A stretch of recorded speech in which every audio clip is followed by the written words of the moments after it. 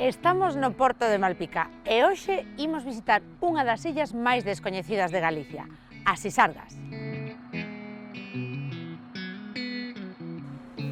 Hola Tono, que tal? Hola, bons días. Contame, por onde vou?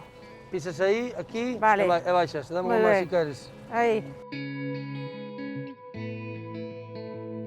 Contame, por que as Illas Sisargas non pertencen ao Parque Nacional das Illas Atlánticas? Bueno, pois eu creo que é porque son privadas e teñen dono, e lógicamente pois o Estado non pode reconocelas como dentro das illas. E sendo privadas, como é que hoxe podemos visitalas? Bueno, realmente podes acceder porque é un sitio como outro calquera. Únicamente que ten unha protección CEPA, e está dentro de Red Natura 2000.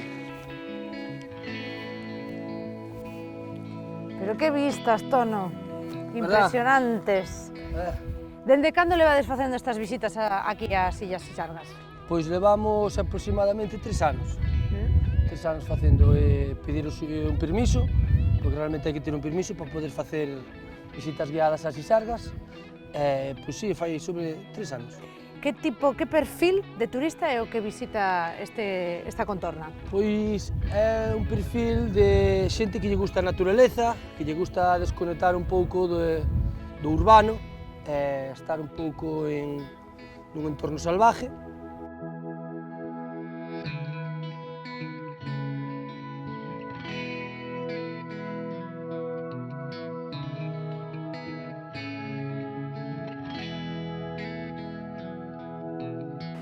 Que fauna atopamos por aquí? Bueno, temos gaivotas común, gaivota tridátida, teoría araos, toscóns, corvos mariños, paíños, tamén podemos encontrar a mellor algún gato salvaxe.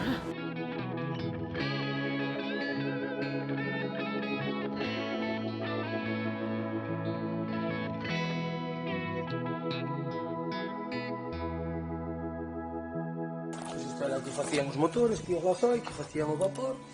Estas eran as croquetas, mira, esta xa caíu en baixo, esta é outra. E iban así as dúas, unha para cada lado. Era unha sala de máquinas, por así dicilo, con combustible, creaban aire comprimido e facían sonar unha sirena cando había niebla.